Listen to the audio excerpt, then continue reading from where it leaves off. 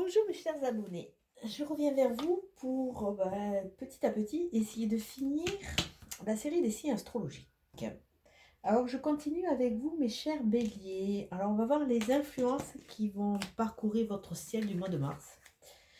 Alors ça va être une guidance générale pour les béliers, pour les signes solaires, ascendants et lunaires. Prenez vraiment ce qui vous parle parce que dans notre phase de cheminement quelque part, on avance tous avec nos petites chaussures, avec notre vécu, avec nos envies qui sont différentes d'une personne à l'autre et avec aussi notre capacité à l'instant de pouvoir avancer ou pas et de comprendre ou pas la leçon. Alors on va voir pour vous qu'est-ce que c'est qui va apparaître dans votre ciel.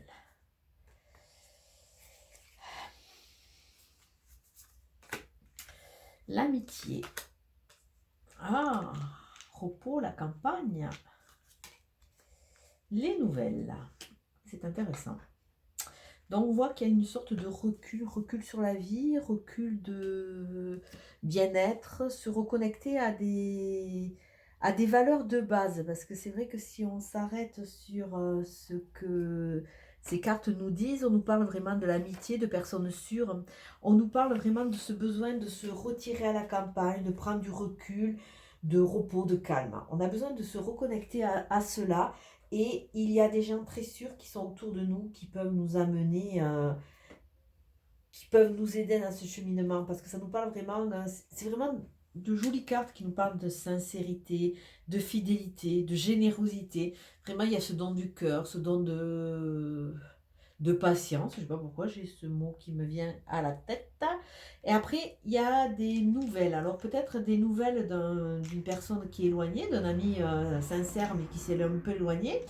Peut-être que vous allez avoir la possibilité de partir à la campagne pour vous reposer.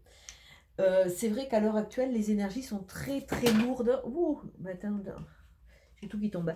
Les énergies sont très très lourdes. Moi, j'arrive d'une semaine de vacances, je suis partie un week-end et là, je suis, par rapport à beaucoup de choses qui se passent dans ma vie, je suis au-dessous de la 40e parce que je suis super vidée. Mais bon, il faut avancer et c'est une étape de plus qui va nous accompagner. Alors, on va regarder avec mon jeu de solarisation pour voir quels sont les thèmes qu'il va falloir travailler ou alors ce dont vous devez prendre conscience pour pouvoir avancer. Alors, c'est intéressant pour vous, on est au niveau d'un chakra.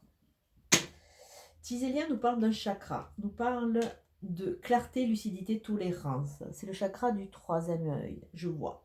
J'équilibre la logique et le rationnel avec la créativité et l'intuition. Donc là, il y a vraiment une fluidité à retrouver parce que vous avez basculé par peur, par fuite, trop dans un ou trop dans l'autre. Alors, il faut se libérer. Il faut que vous essayiez de mettre le doigt déjà sur tout ce qui est intolérance, méfiance, froideur et impatience. Voire peut-être pour ceux qui sont vraiment au niveau de tout ce qui est intellectuel, une certaine arrogance parce que vous savez ce que vous valez et ce que vous voulez prouver, mais restez toujours dans l'humilité. Et aussi, par excès, un peu de dispersion. Donc attention parce que on voit que vous êtes un peu confus. C'est vrai qu'en prenant conscience de cela, vous allez rentrer dans une clarté, la lucidité, une tolérance et une meilleure concentration. Meilleure communication avec le moi supérieur, c'est intéressant.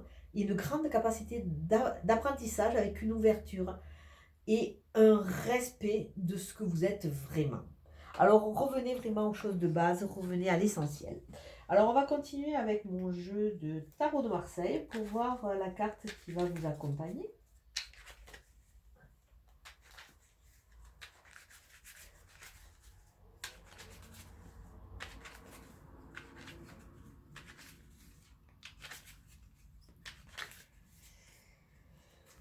Oh, c'est intéressant. Nous sommes avec les bâtons. Les bâtons qui font partie de votre élément, puisque c'est l'élément feu. Et on a l'as de bâton. Reprendre le pouvoir quelque part. Alors, les bâtons, c'est le paysan, c'est la force, c'est la tranquillité, c'est aussi semer, c'est comment dire, on connaît le poids du travail, on connaît la valeur du travail, cherchez le mot. On connaît la valeur du travail et on est prêt à s'investir là-dedans. Donc avec cet as, on nous parle de commencement. Ça se réfère à tout ce qui peut être écrit, tout ce qui est peut-être idée, étude. Là, on vous annonce de l'accomplissement, de la chance dans votre travail, des chances à saisir, des idées qui peuvent se réaliser et qui vont prendre corps. Donc croyez en vous, essayez de vraiment remettre cette harmonie entre ciel et terre quelque part, et croyez en vous, prenez ce recul pour vous reposer, et vous allez voir que des choses vont se mettre en place. Alors je continue toujours avec le jeu de Katia, le 77. Alors on va voir avec le 77. Quelles sont les énergies qui vont vous accompagner?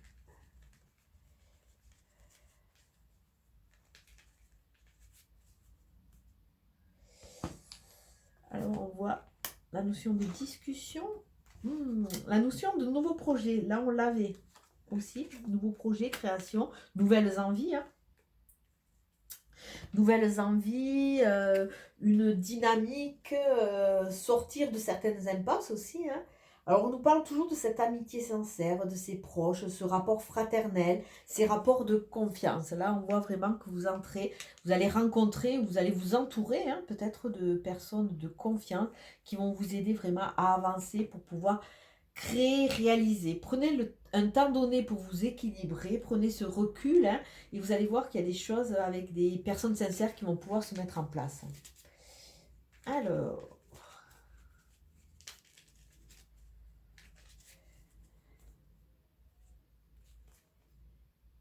Mais j'ai déjà coupé ou n'importe quoi, je suis désolée.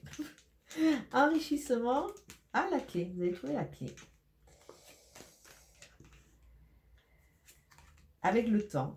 Ah, il y a encore des choses à évacuer. Prendre conscience, s'éclairer, de façon à partir dans une dynamique beaucoup plus tranquille, on va dire. La lumière qui est annoncée. Donc là, on voit vraiment que avec ces deux lignes extérieures, on voit un peu tous les influx qui vont traverser votre ciel, qui vont plus ou moins vous impacter. Alors, on voit un enrichissement. Alors, peut-être des rentrées d'argent, peut-être des gains au jeu. On voit vraiment un enrichissement. À travers cela, on voit aussi une aisance. On voit une aisance. Vous allez petit à petit trouver vos clés. Ça risque de prendre du temps. Ne soyez pas pressés. 1, 2, 3 jours, 1, 2, 3 week-ends, 1, 2, 3 mois. Il faut laisser le temps au temps. Laissez-vous mûrir, laissez-vous maturer. On voit que, par contre, sous un mois, vous allez vider, vous allez conscientiser, vous allez vous libérer de certaines tristesses, de certaines formes de mal-être. Vous allez pouvoir vous en libérer. On vous demande de tourner le dos au passé et peut-être de régler certaines choses avec certaines personnes du passé de façon à retrouver cet équilibre. On voit une notion de justice. Alors peut-être que certains sont en jugement, peut-être qu'il y a des affaires ou de divorce ou d'héritage ou au niveau de travail, des finalités de travail. Et là, on voit que petit à petit, il y a un équilibre qui va se trouver sous un mois. Donc là, évacuez toute la tristesse, vous allez voir que vous allez être éclairé. Vous allez être éclairé sur certains positionnements déjà de vous, de votre passé, et sur certaines personnes, peut-être de façon à pouvoir vous libérer et retrouver cet équilibre qui va vous amener vers une certaine tranquillité. Parce que bon, avec cette carte 10 qui peut représenter aussi le recommencement, on voit un certain lymphatisme, c'est plat, c'est tranquille. On n'est plus sujet et on subit plus de ces aléas, ces tempêtes, ces éruptions volcaniques. Et tout ça, ça nous amène de la lumière, du bien-être, de la clarté. Alors on va voir un peu au niveau cœur pour voir ce que les cartes vont nous raconter.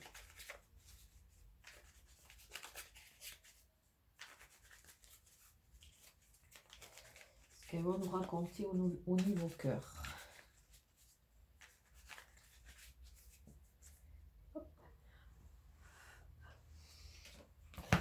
Alors, nous avons les inséparables.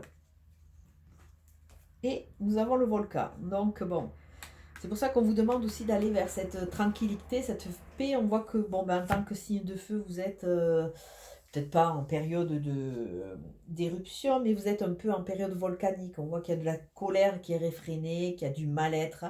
Et avec les inséparables, c'est vraiment cette notion de trouver votre autre, hein, une personne qui va vraiment vous comprendre, hein. Alors au-delà peut-être de la rencontre, déjà, ça nous parle aussi ça peut nous parler d'amitié sincère, hein, parce que bon, c'est pas un jeu qui parle spécialement d'amour, mais d'amitié sincère, peut-être de réconciliation pour ceux qui sont séparés et pour ceux qui sont en couple, ça nous parle d'un couple sincère. Mais ça nous parle aussi qu'il y a quand même ce volcan qui est un peu endormi, mais on voit qu'il est toujours actif. Donc peut-être aller chercher ces raisons de colère de façon à pouvoir vous libérer. Il y a la tristesse, il y a la colère, tout ce qui vous empêche d'avancer. Alors on voit que vous êtes sous emprise, hein, sous emprise par rapport à ce passé. Nous avons le makikata et nous avons les bonbons. Le makikata vous amène petit à petit à une sorte de sagesse, une sorte de sérénité, une sorte de euh,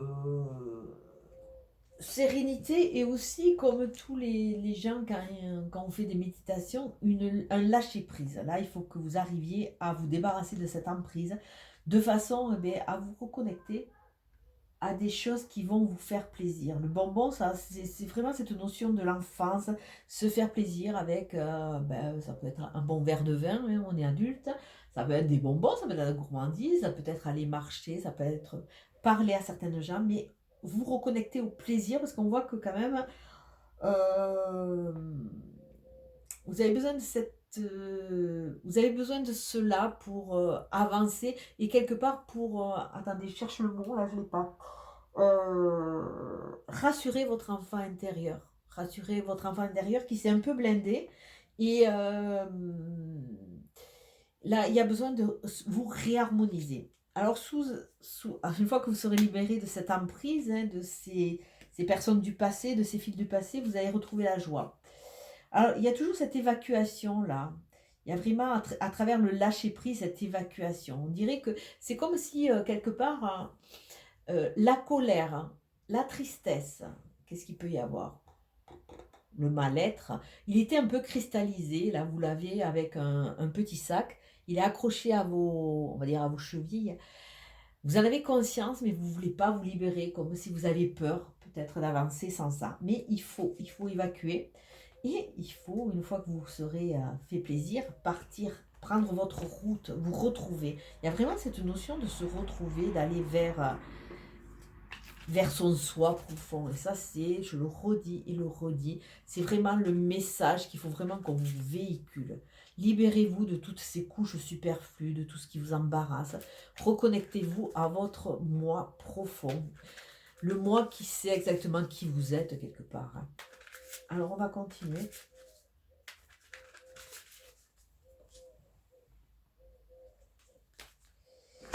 Nous avons la fin du passé. Ah, mais il est temps de finir l'étape. Tournez la page du passé. Vous avez un fabuleux potentiel à exploiter. À vous de vous faire confiance. Ne restez pas accroché à ce passé. Parce qu'on voit, là, ça fait plusieurs fois que je le dis. Je ne pensais pas que je sortirais cette carte. Ça fait plusieurs fois que je le dis. Il y a quelque chose qui est accroché. Que ce soit consciemment ou inconsciemment. Le passé, il est ce qu'il est. On ne peut pas le changer. On peut simplement en tirer une leçon. Et ça, c'est relativement bien clair. Bien clair. Je sais qu'il faut que je vous fasse des lives pour discuter un peu avec vous, mais là, je dois dire que je suis un peu overbookée avec plein de problèmes. Ouh, le dites, vous avez des doutes, hein? Alors, mes chers béliers, qu'est-ce qu'il y a? Recommencement, nouvelle route. La femme. Alors, se reconnecter à ses sens. Il y a une notion de passivité, d'intériorité. Allez voir un peu ce qui se passe en vous, libérez-vous. De façon à récolter la richesse. Vous avez 2 cartes d'enrichissement. Là, il va falloir surfer. Ah, mais vous avez le couple. Écoutez. Vous avez le couple. Alors, peut-être un travail à faire sur vos rencontres passées, si vous êtes seul. Sur votre couple lui-même, de façon à repartir et lui redonner une nouvelle dynamique. Votre positionnement par rapport à l'autre, si vous voulez vous enrichir, on voit que vous êtes un peu en retrait. Il y a une notion de retrait là qui sort. Et retrait par rapport aux blessures. Et quand je vous disais avec Tisélia, qui est le je vois, hein, j'équilibre la logique et le rationnel avec la créativité et l'intuition. Ne basculez pas, ne fuyez pas, ou dans le cartésien, ou dans le spirituel. Essayez de faire un joli mix de façon à être équilibré pour pouvoir avancer. Donc, ne vous fuyez pas du côté passif ou du côté actif. Essayez d'équilibrer. Alors, peut-être une future rencontre qui va être porteuse, hein, puisqu'on voit le couple là. On a vu les inséparables, alors peut-être à travailler sur votre couple s'il y a des hauts et des bas. Sachez qu'il y a une étape qui est finie, vous êtes à l'aube d'un nouveau chapitre. Donc, essayez de le mettre en place le plus sereinement possible quelque part. Et la dernière carte nous dit, il faut que vous trouviez le bon rythme, le bon tempo. Le bon tempo, un tempo qui vous ressemble, pas un tempo qui est imposé par les éléments, qui est imposé par les autres, ou alors le tempo simplement où c'est qu'on est sur le courant, qu'on se laisse porter et on est dans un lâcher-prise complet. Mais bon, au bout d'un moment, ce qui se passe, c'est que votre petite coquille risque d'aller se heurter à gauche et à droite. Il faut reprendre les rênes, il faut reprendre le guidon, le volant pour pouvoir avancer. Mais écoutez, mes chers béliers, joli mois à venir. Je vous souhaite une très très belle journée. Ciao, ciao.